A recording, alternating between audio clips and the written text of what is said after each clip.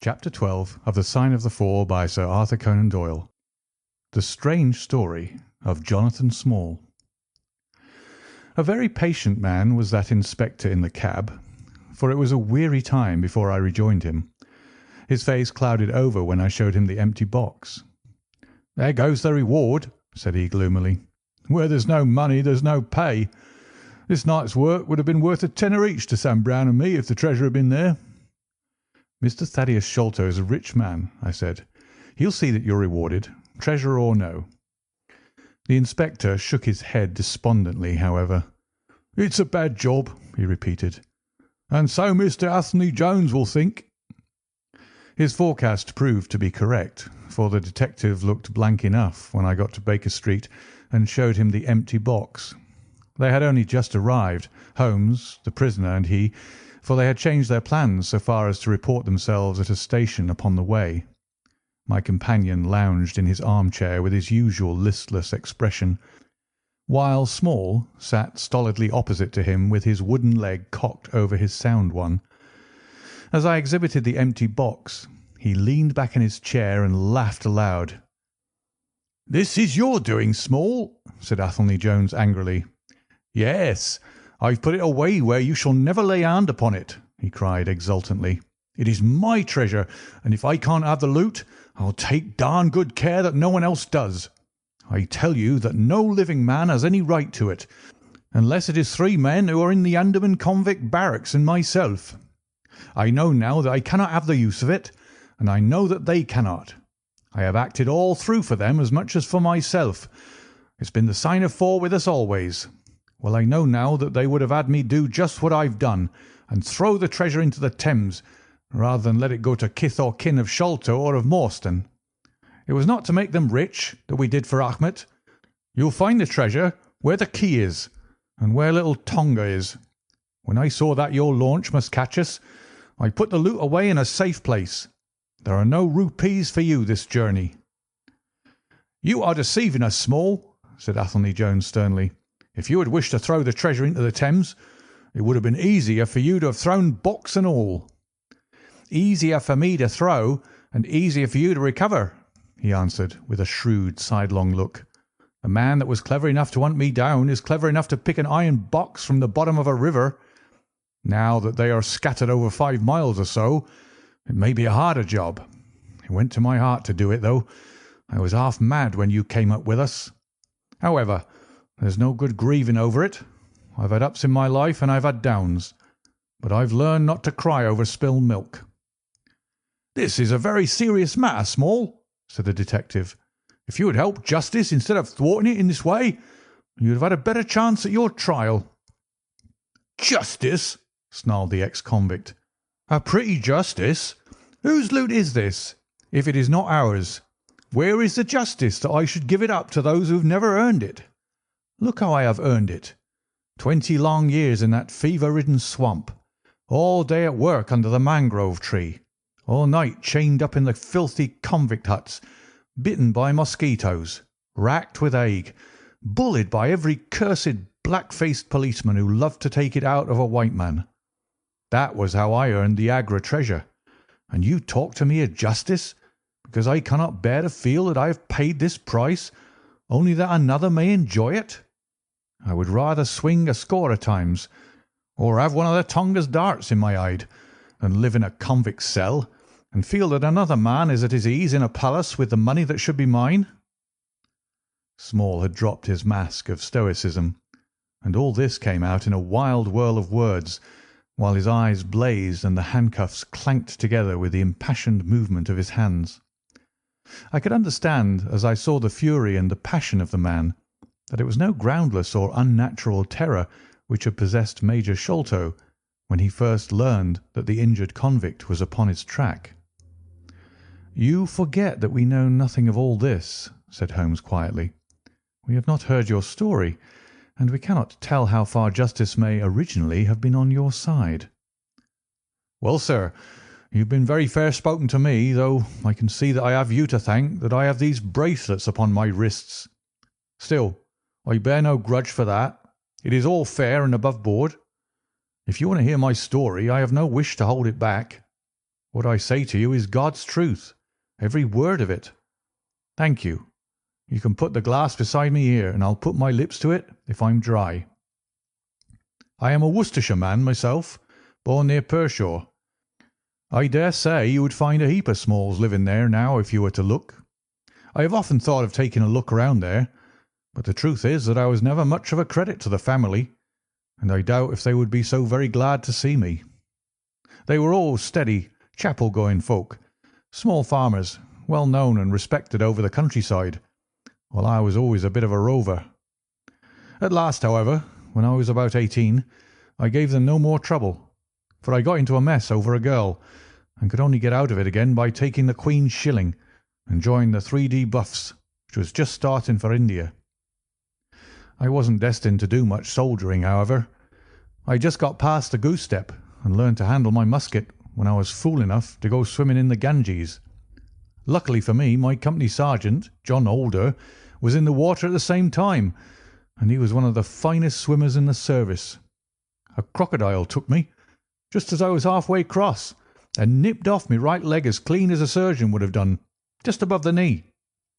What with the shock and the loss of blood, I fainted, and should have drowned if Holder had not caught hold of me and paddled for the bank. I was 5 months in hospital over it, and when at last I was able to limp out of it with this timber toe strapped to my stump, I found myself invalided out of the army and unfitted for any active occupation.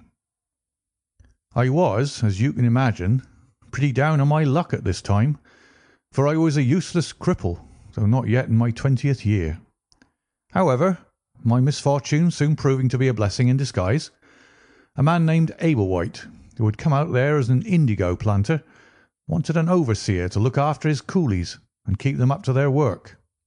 He'd happened to be a friend of our colonel's, who had taken to an interest in me since the accident.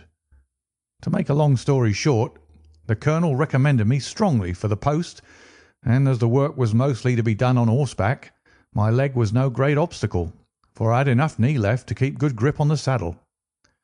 What I had to do was to ride over the plantation, to keep an eye on the men as they worked, and to report the idlers. The pay was fair, I had comfortable quarters, and altogether I was content to spend the remainder of my life in indigo planting. Mr. Ablewhite was a kind man, and he would often drop into my little shanty and smoke a pipe with me, for white folk out there feel their hearts warm to each other as they never do here at home. Well, I was never in luck's way long. Suddenly, without a note of warning, the Great Mutiny broke upon us. 1 month, India lay as still and peaceful to all appearance as Surrey and Kent. The next, there were 200,000 black devils let loose, and the country was a perfect hell. Of course, you know all about it, gentlemen. A deal more than I do, very like, since reading is not in my line. I only know what I saw with my own eyes. Our plantation was at a place called Muttra, near the border of the northwest provinces. Night after night the whole sky was alight with the burning bungalows, and day after day we had small companies of Europeans passing through our estate with their wives and children on their way to Agra, where were the nearest troops. Mr. Ablewhite was an obstinate man. He had it in his head that the affair had been exaggerated, and that it would blow over as suddenly as it had sprung up. There he sat on his veranda, drinking whisky pegs and smoking cheroots, while the country was in a blaze about him. Of course, we stuck by him, I and Dawson, who with his wife used to do the bookwork and the managing. Well, one fine day the crash came.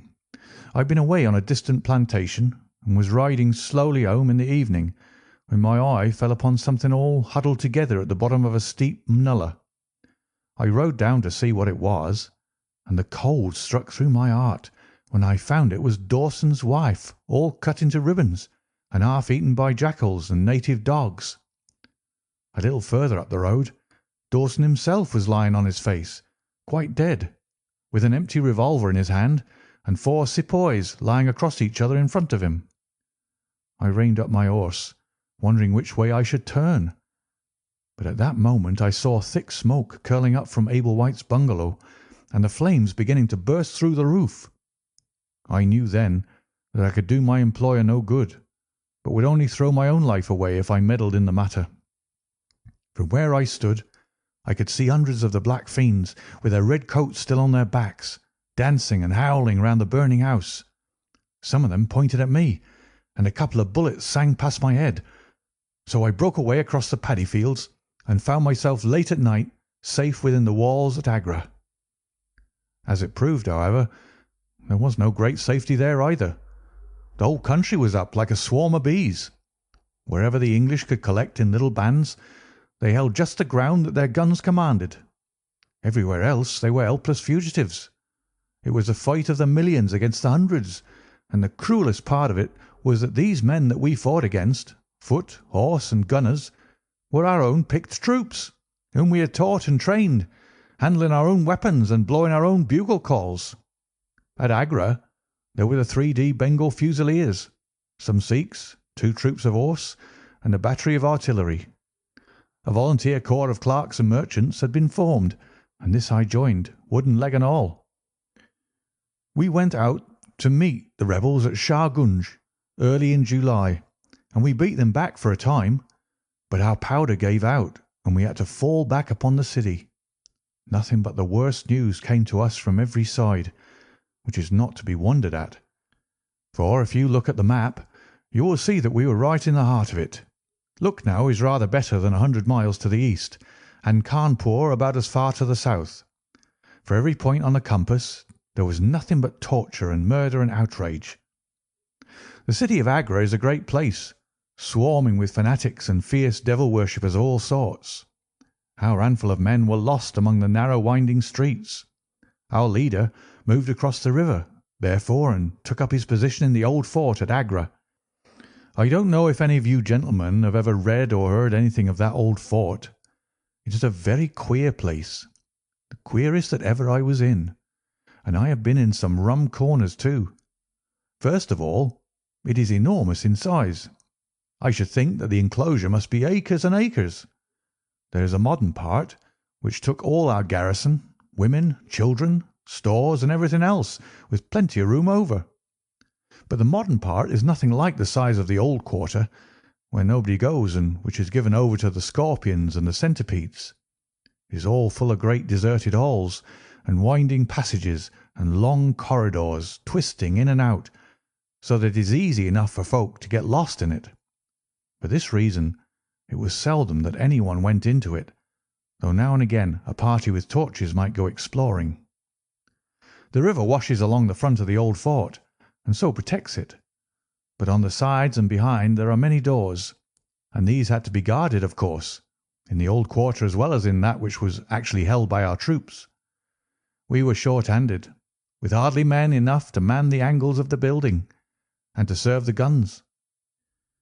It was impossible for us, therefore, to station a strong guard at every one of the innumerable gates. What we did was to organize a central guardhouse in the middle of the fort, and to leave each gate under the charge of one white man and 2 or 3 natives. I was selected to take charge during certain hours of the night of a small isolated door upon the southwest side of the building. 2 Sikh troopers were placed under my command, and I was instructed, if anything went wrong, to fire my musket, when I might rely upon help coming at once from the central guard.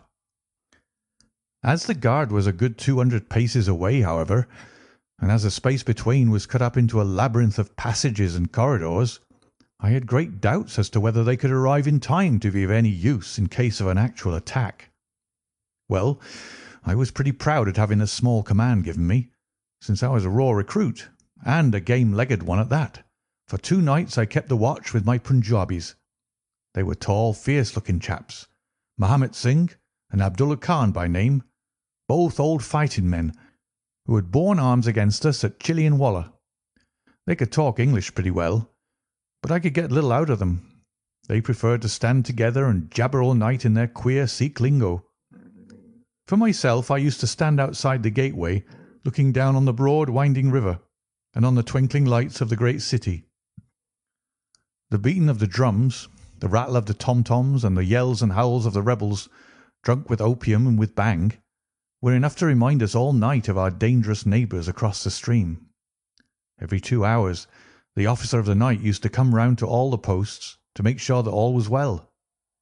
The 3rd night of my watch was dark and dirty, with a small driving rain. It was dreary work standing in the gateway, hour after hour, in such weather. I tried again and again to make my Sikhs talk, but without much success. At 2 in the morning the rounds passed and broke for a moment the weariness of the night. Finding that my companions would not be led into conversation, I took out my pipe and laid down my musket to strike the match. In an instant the 2 Sikhs were upon me. One of them snatched my firelock up and levelled it at my head, while the other held a great knife to my throat and swore between his teeth that he would plunge it into me if I moved a step. My first thought was that these fellows were in league with the rebels, and that this was the beginning of an assault. If our door were in the hands of the sepoys, the place must fall, and the women and children be treated as they were in Cawnpore. Maybe you gentlemen think that I am just making out a case for myself, but I give you my word that when I thought of that, though I felt the point of the knife at my throat, I opened my mouth with the intention of giving a scream, if it was my last one, which might alarm the main guard. The man who held me seemed to know my thoughts, for even as I braced myself to do it, he whispered, "Don't make a noise. The fort is safe enough. There are no rebel dogs on this side of the river." There was the ring of truth in what he said, and I knew that if I raised my voice I was a dead man. I could read it in the fellow's brown eyes. I waited, therefore, in silence to see what it was that he wanted from me. "Listen to me, Sahib," said the taller and fiercer of the pair, the one whom they called Abdullah Khan. "You must either be with us now or you must be silenced for ever. The thing is too great a one for us to hesitate. Either you are heart and soul with us on your oath on the cross of the Christians, or your body this night shall be thrown into the ditch, and we shall pass over to our brothers in the rebel army. There is no middle way. Which is it to be, death or life? We can only give you 3 minutes to decide, for the time is passing, and all must be done before the rounds come again." "How can I decide?" said I. "You have not told me what you want of me. But I tell you now that if it is anything against the safety of the fort, I'll have no truck with it, so you can drive home your knife and welcome." "It is nothing against the fort," said he. "We only ask you to do that which your countrymen come to this land for. We ask you to be rich. If you will be one of us this night, we will swear to you upon the naked knife and by the threefold oath, which no Sikh was ever known to break, that you shall have your fair share of the loot. A quarter of the treasure shall be yours. We can say no fairer." "But what is the treasure, then?" I asked. "I am as ready to be rich as you can be, if you will but show me how it can be done." "You will swear, then," said he, "by the bones of your father, by the honour of your mother, by the cross of your faith, to raise no hand and speak no word against us, either now or afterwards." "I will swear it," I answered, "provided that the fort is not endangered." "Then my comrade and I will swear that you shall have a quarter of the treasure, which shall be equally divided among the 4 of us." "There are but 3," said I. "No, Dost Akbar must have his share." "We can tell the tale to you while we await them. Do you stand at the gate, Mahmud Singh, and give notice of their coming." "The thing stands thus, Sahib, and I tell it to you because I know that an oath is binding upon a Feringi, and that we may trust you. Had you been a lying Hindu, though you had sworn by all the gods in their false temples, your blood would have been put upon the knife, and your body in the water. But the Sikh knows the Englishman, and the Englishman knows the Sikh. Hearken, then, to what I have to say.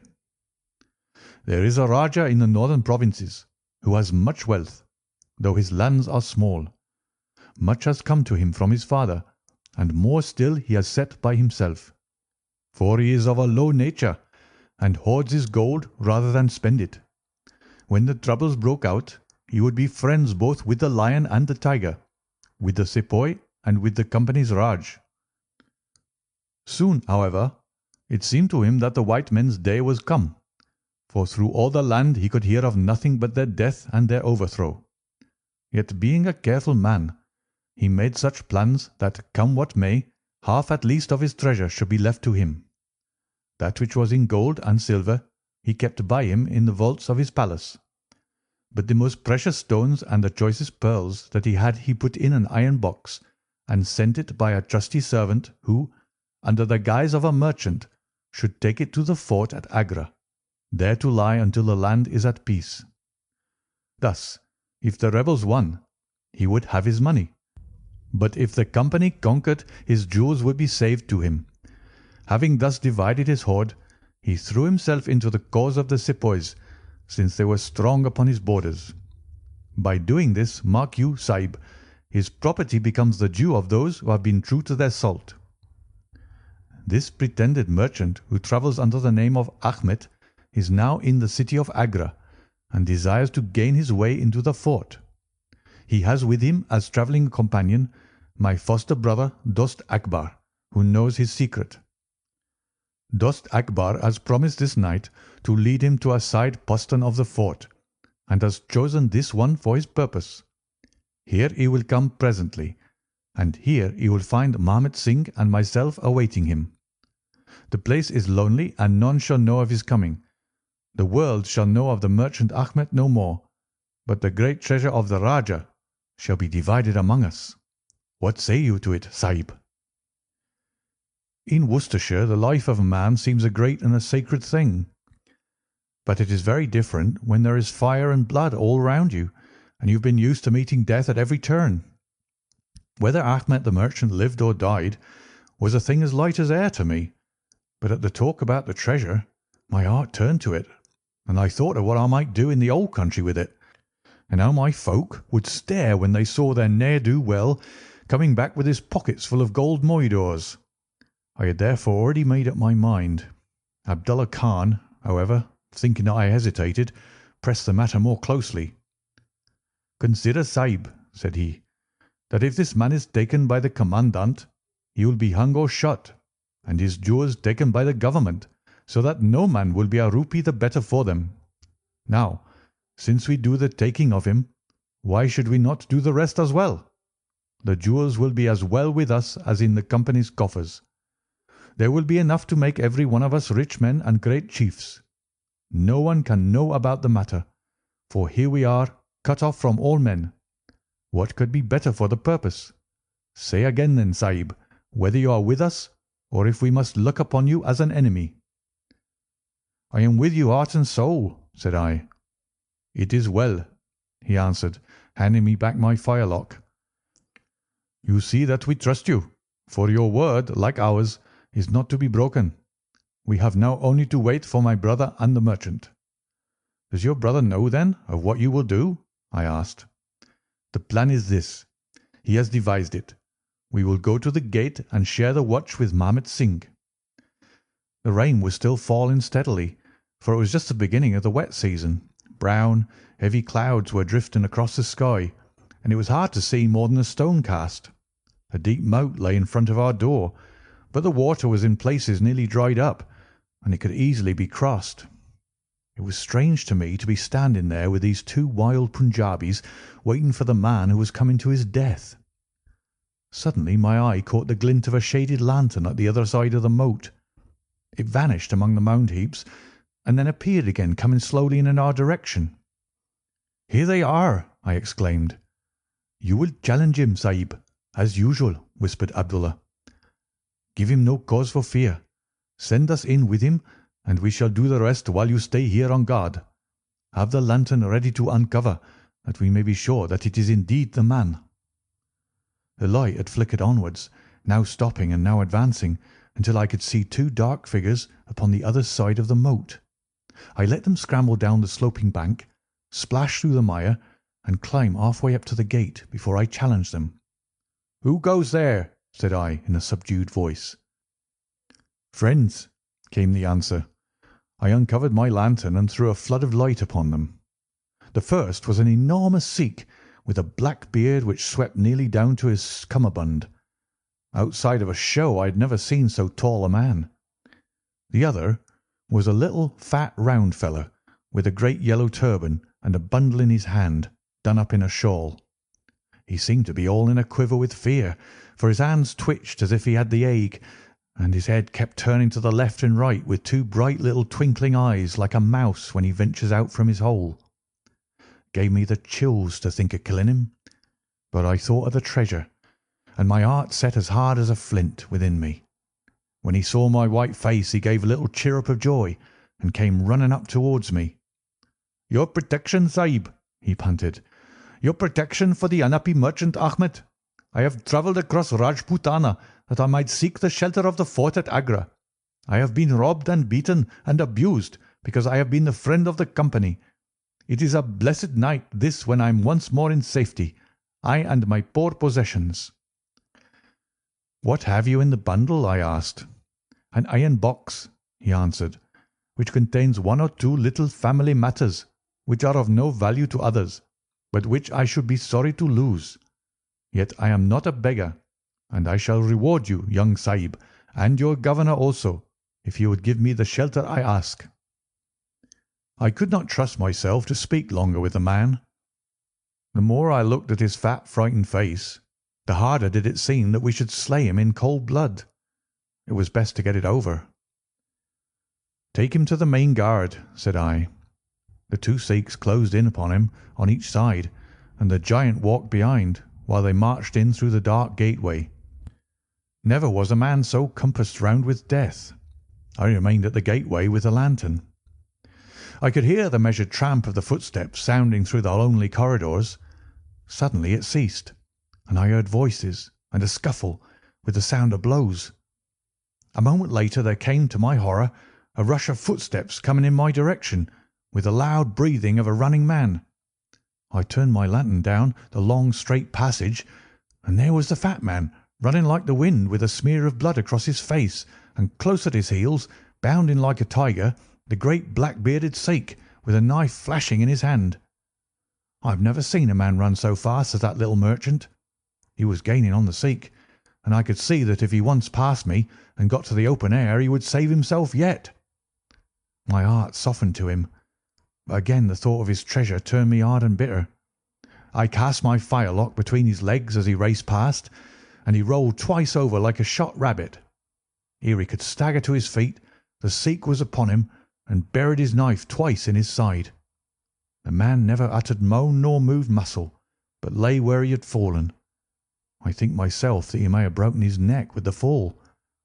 You see, gentlemen, that I am keeping my promise. I am telling you every work of the business just exactly as it happened, whether it is in my favour or not."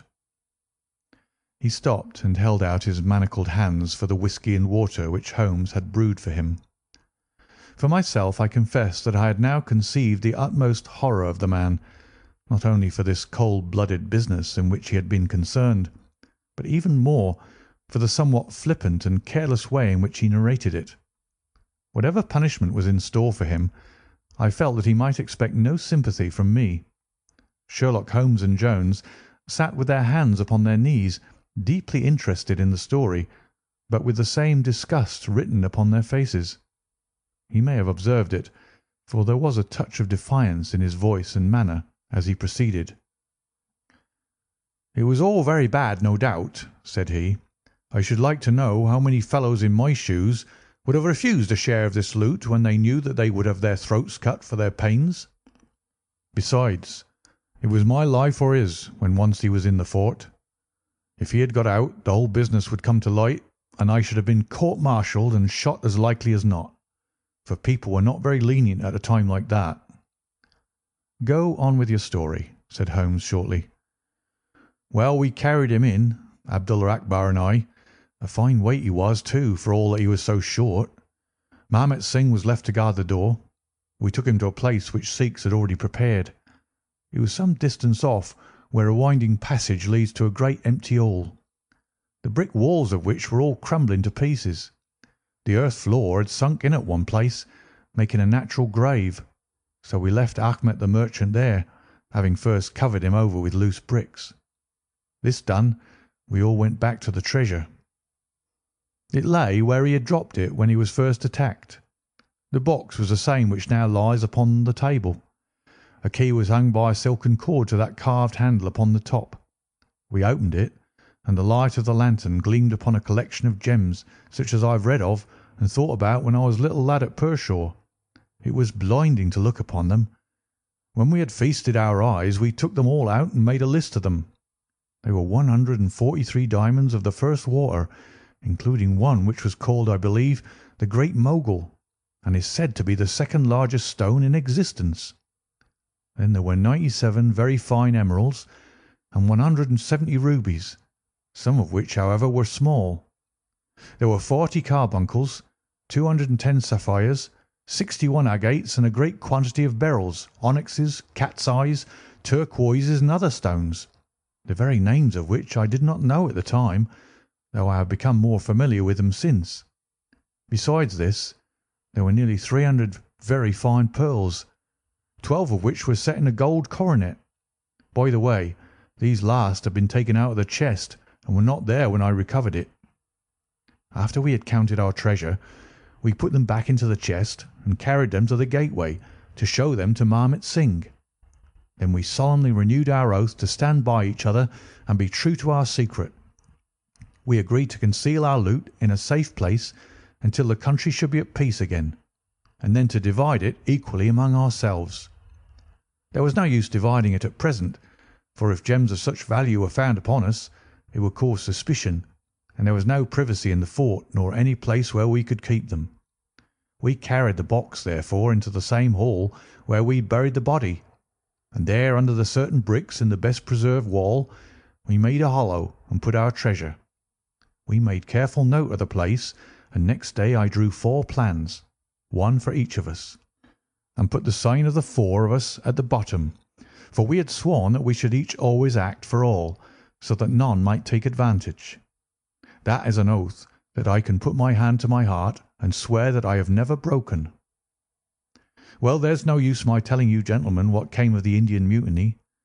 After Wilson took Delhi and Sir Colin relieved Lucknow, the back of the business was broken.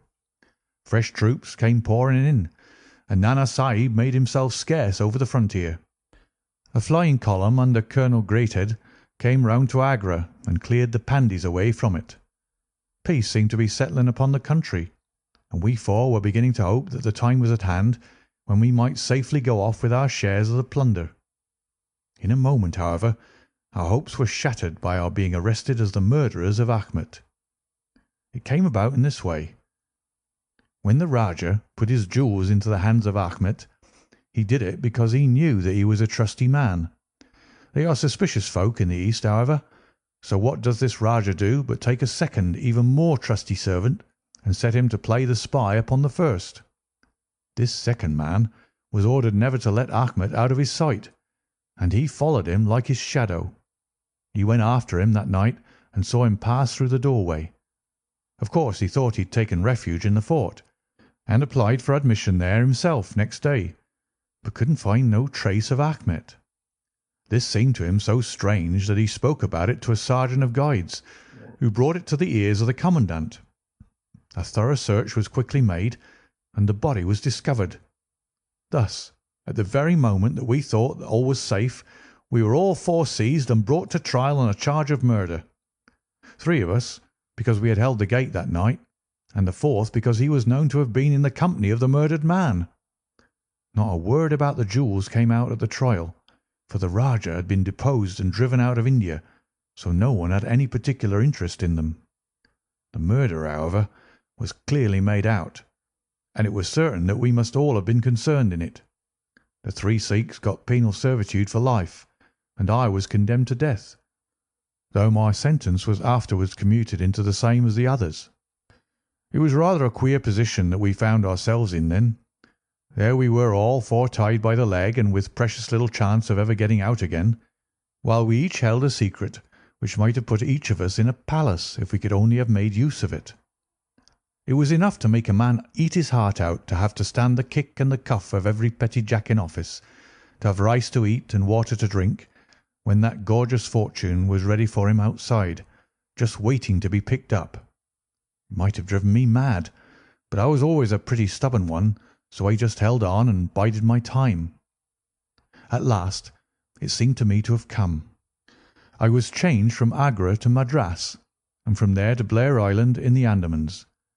There are very few white convicts at this settlement, and as I had behaved well from the first, I soon found myself a sort of privileged person. I was given a hut in Hopetown, which is a small place on the slopes of Mount Harriet, and I was left pretty much to myself. 'Tis a dreary, fever-stricken place, and all behind our little clearings was infested with wild, cannibal natives, who were ready enough to blow a poisoned dart at us if they saw a chance. There was digging and ditching and yam planting, and a dozen other things to be done. So we were busy enough all day, though in the evening we had a little time to ourselves. Among other things, I learned to dispense drugs for the surgeon, and picked up a smattering of his knowledge. All the time I was on the lookout for a chance of escape, but it's hundreds of miles from any other land, and there's a little or no wind in those seas, so it was a terribly difficult job to get away. The surgeon, Dr. Somerton, was a fast, sporting young chap, and the other young officers would meet in his rooms of an evening and play cards. The surgery, where I used to make up my drugs, was next to his sitting room, with a small window between us. Often, if I felt lonesome, I used to turn out the lamp in the surgery, and then, standing there, I could hear their talk and watch their play. I'm fond of a hand at cards myself, and it was almost as good as having one to watch the others. There was Major Sholto, Captain Morstan, and Lieutenant Bromley Brown, who were in command of the native troops, and there was the surgeon himself, and 2 or 3 prison officials, crafty old hands who played a nice sly safe game. A very snug little party they used to make. Well, there was one thing which very soon struck me, and that was that the soldiers used always to lose and the civilians to win. Mind, I don't say that there was anything unfair, but so it was. These prison chaps had done little else than play cards ever since they had been at the Andamans, and they knew each other's game to a point, while the others just played to pass the time and threw their cards down anyhow. Night after night the soldiers got up poorer men, and the poorer they got the more keen they were to play. Major Sholto was the hardest hit. He used to pay in notes and gold at first, but soon it came to notes of hand and for big sums. He sometimes would win for a few deals, just to give him heart, and then the luck would get set in against him worse than ever. All day he would wander about as black as thunder, and he took to drinking a good deal more than was good for him. One night he lost even more heavily than usual. I was sitting in my hut, when he and Captain Morstan came stumbling along on the way to their quarters. They were bosom friends, those two, and never far apart. The Major was raving about his losses. "It's all up, Morstan," he was saying, as they passed my hut. "I shall have to send in my papers. I am a ruined man." "Nonsense, old chap," said the other, slapping him upon the shoulder. "I've had a nasty facer myself, but—" That was all I could hear, but it was enough to set me thinking. A couple of days later, Major Sholto was strolling on the beach, so I took the chance of speaking to him. "I wish to have your advice, Major," said I. "Well, Small, what is it?" he asked, taking his cheroot from his lips. "I wanted to ask you, sir," said I, "who is the proper person to whom hidden treasure should be handed over? I know where £500,000 worth lies, and as I cannot use it myself, I thought perhaps the best thing I could do would be to hand it over to the proper authorities, and then perhaps they would get my sentence shortened for me." "£500,000, Small?" he gasped, looking hard at me to see if I was in earnest. "Quite that, sir, in jewels and pearls. It lies there ready for anyone, and the queer thing about it is that the real owner is outlawed and cannot hold property, so that it belongs to the first comer." "To Government, Small?" he stammered. "To Government?" But he said it in a halting fashion, and I knew in my heart that I had got to him. "You think then, sir, that I should give the information to the Governor-General?" said I quietly. Well, you must not do anything rash, or that you might repent. Let me hear all about it, Small. Give me the facts." I told him the old story, with small changes so that he could not identify the places. When I had finished, he stood stock still and full of thought. I could see by the twitch of his lip that there was a struggle going on within him. "This is a very important matter, Small," he said at last. "You must not say a word to anyone about it, and I shall see you again soon."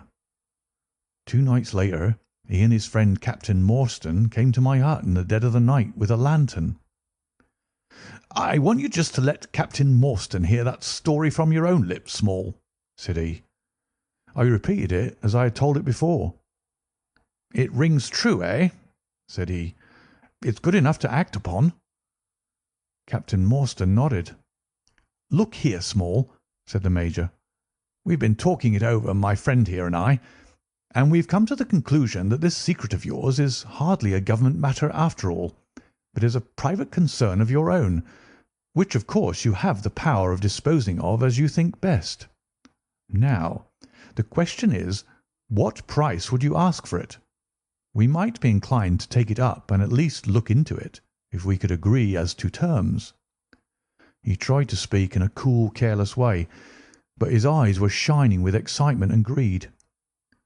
"Why, as to that, gentlemen," I answered, trying also to be cool, but feeling as excited as he did, "there is only one bargain which a man in my position can make. I shall want you to help me to my freedom, and to help my 3 companions to theirs. We shall then take you into partnership and give you a 5th share to divide between you." Said he. "A 5th share. That is not very tempting." "It would come to 50,000 apiece," said I. "But how can we gain your freedom? You know very well that you ask an impossibility." "Nothing of the sort," I answered. "I've thought it all out to the last detail. The only bar to our escape is that we can get no boat fit for the voyage, and no provisions to last us for so long a time. There are plenty of little yachts and yawls at Calcutta or Madras which would serve our turn well. Do you bring one over? We shall engage to get aboard her by night, and if you will drop us on any part of the Indian coast, you'll have done your part of the bargain." "If there were only one," he said. "None or all," I answered. "We have sworn it. The 4 of us must always act together." "You see, Morstan," said he, "Small is a man of his word. He does not flinch from his friend. I think we may very well trust him." "It's a dirty business," the other answered. "Yet, as you say, the money would save our commissions handsomely." "Well, Small," said the Major, "we must, I suppose, try and meet you. We must first, of course, test the truth of your story. Tell me where the box is hid, and I shall get leave of absence and go back to India in the monthly relief boat to inquire into the affair." "Not so fast," said I, growing colder as he got hot. "I must have the consent of my 3 comrades. I tell you that it is 4 or none with us." "Nonsense!" he broke in. "What have 3 black fellows to do with our agreement?" "Black or blue," said I, "they are in with me, and we are all together." Well, the matter ended by a second meeting at which Mahmet Singh, Abdullah Khan, and Dost Akbar were all present. We talked the matter over again, and at last we came to an arrangement. We were to provide both the officers with charts of the part of the Agra fort and mark the place in the wall where the treasure was hid. Major Sholto was to go to India to test our story. If he found the box he was to leave it there, to send out a small yacht provisioned for a voyage which was to lie off Rutland Island, and to which we were to make our way, and finally to return to his duties. Captain Morstan was then to apply for leave of absence, to meet us at Agra, and there we were to have a final division of the treasure, he taking the Major's share as well as his own. All this we sealed by the most solemn oaths that the mind could think or the lips utter. I sat up all night with paper and ink, and by the morning I had the 2 charts all ready, signed with the sign of 4, that is, of Abdullah, Akbar, Mahmet, and myself. Well, gentlemen, I weary you with my long story, and I know that my friend Mr. Jones is impatient to get me safely stowed in chokey. I'll make it as short as I can. The villain Sholto went off to India, but he never came back again. Captain Morstan showed me his name among a list of passengers in one of the mail boats very shortly afterwards. His uncle had died, leaving him a fortune, and he had left the army. Yet he could stoop to treat 5 men as he had treated us. Morstan went over to Agra shortly afterwards, and found, as we expected, that the treasure was indeed gone. The scoundrel had stolen it, without carrying out one of the conditions on which we had sold him the secret. From that day I lived only for vengeance.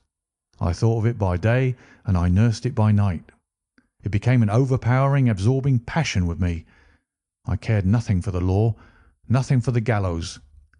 To escape, to track down Sholto, to have my hand upon his throat, that was my one thought.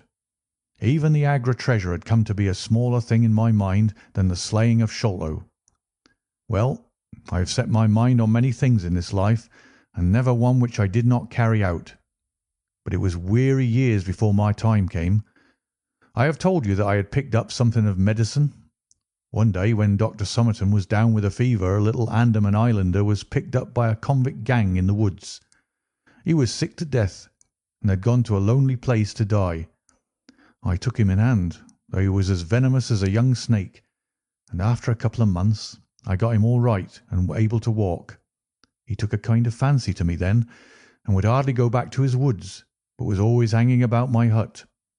I learned a little of his lingo from him, and this made him all the fonder of me. Tonga, for that was his name, was a fine boatman, and owned a big, roomy canoe of his own. When I found out that he was devoted to me, and would do anything to serve me, I saw my chance of escape. I talked it over with him. He was to bring his boat round on a certain night to an old wharf which was never guarded, and there he was to pick me up. I gave him directions to have several gourds of water and a lot of yams, cocoa nuts, and sweet potatoes. He was stanch and true, was little Tonga. No man ever had a more faithful mate. At the night named he had his boat at the wharf.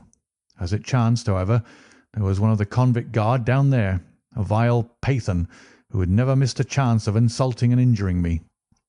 I had always vowed vengeance, and now I had my chance. It was as if fate had placed him in my way that I might pay my debt before I left the island. He stood on the bank with his back to me and his carbine on his shoulder. I looked about for a stone to beat out his brains with, but none could I see. Then a queer thought came into my head and showed me where I could lay my hand on a weapon. I sat down in the darkness and unstrapped my wooden leg. With 3 long hops I was on him. He put his carbine to his shoulder, and I struck him full and knocked the whole front of his skull in. You can see the split in the wood now where I hit him. We both went down together, for I could not keep my balance. But when I got up, I found him still lying quiet enough. I made for the boat, and in an hour we were well out at sea. Tonga had brought all his earthly possessions with him, his arms and his gods.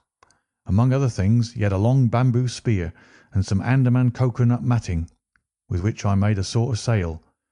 For 10 days we were beaten about, trusting to luck, and on the 11th we were picked up by a trader which was going from Singapore to Jeddah with a cargo of Malay pilgrims. They were a rum crowd, and Tonga and I soon managed to settle down among them. They had one very good quality. They let you alone and asked no questions. Well, if I were to tell you all the adventures that my little chum and I went through, you would not thank me, for I would have you here until the sun was shining. Here and there we drifted about the world, something always turning up to keep us from London. All the time, however, I never lost sight of my purpose. I would dream of Sholto at night. 100 times I have killed him in my sleep. At last, however, some 3 or 4 years ago, we found ourselves in England. I had no great difficulty in finding where Sholto lived, and I set to work to discover whether he had realized the treasure or if he still had it. I made friends with someone who could help me. I name no names, for I don't want to get anyone else in a hole, and I soon found that he still had the jewels. Then I tried to get at him in many ways, but he was pretty sly, and had always 2 prize fighters besides his sons and his Khitmutgar on guard over him. One day, however, I got word that he was dying. I hurried at once to the garden, mad that he should slip out of my clutches like that, and, looking through the window, I saw him lying in his bed with his sons on each side of him. I'd have come through and take my chance with the 3 of them, only even as I looked at him his jaw dropped and I knew that he was gone. I got into his room that same night, though, and I searched his papers to see if there was any record of where he had hidden our jewels. There was not a line, however, so I came away bitter and savage as a man could be. Before I left, I bethought me that if I ever met my Sikh friends again, it would be a satisfaction to know that I had left some mark of our hatred. so I scrawled down the sign of the four of us as it had been on the chart, and I pinned it on his bosom. It was too much that he should be taken to the grave without some token from the men whom he had robbed and befooled. We earned a living at this time by my exhibiting poor Tonga at fairs and other such places as the Black Cannibal. He would eat raw meat and dance his war dance, so he always had a handful of pennies after a day's work. I still heard all the news from Pondicherry Lodge, and for some years there was no news to hear, except that they were hunting for the treasure. At last, however, came what we had waited for so long. The treasure had been found. It was up at the top of the house, in Mr. Bartholomew Sholto's chemical laboratory. I came at once and had a look at the place, but I could not see how with my wooden leg I was to make my way up to it. I learned, however, about a trapdoor in the roof, and also about Mr. Sholto's supper hour. It seemed to me that I could manage the thing easily through Tonga. I brought him out with me with a long rope wound around his waist. He could climb like a cat, and he soon made his way through the roof. But as ill luck would have it, Bartholomew Sholto was still in the room, to his cost. Tonga thought he had done something very clever in killing him, for when I came up by the rope, I found him strutting about as proud as a peacock. Very much surprised was he when I made at him with the rope's end and cursed him for a little bloodthirsty imp. I took the treasure box and let it down, and then slid down myself, having first left the sign of the four upon the table, to show that the jewels had come back at last to those who had most right to them. Tonga then pulled up the rope, closed the window, and made off the way that he had come. I don't know that I have anything else to tell you. I had heard a waterman speak of the speed of Smith's launch, the Aurora, so I thought she would be a handy craft for our escape. I engaged with old Smith and was to give him a big sum if he got us safe to our ship. He knew, no doubt, that there was some screw loose, but he was not in our secrets. All this is the truth, and if I tell it to you, gentlemen, it is not to amuse you, for you have not done me a very good turn, but it is because I believe the best defence I can make is just to hold back nothing, but let all the world know how badly I have myself been served by Major Sholto, and how innocent I am of the death of his son." "A very remarkable account," said Sherlock Holmes. "A fitting wind-up to an extremely interesting case. There is nothing at all new to me in the latter part of your narrative, except that you brought your own rope. That I did not know. By the way, I had hoped that Tonga had lost all his darts, yet he managed to shoot one at us in the boat."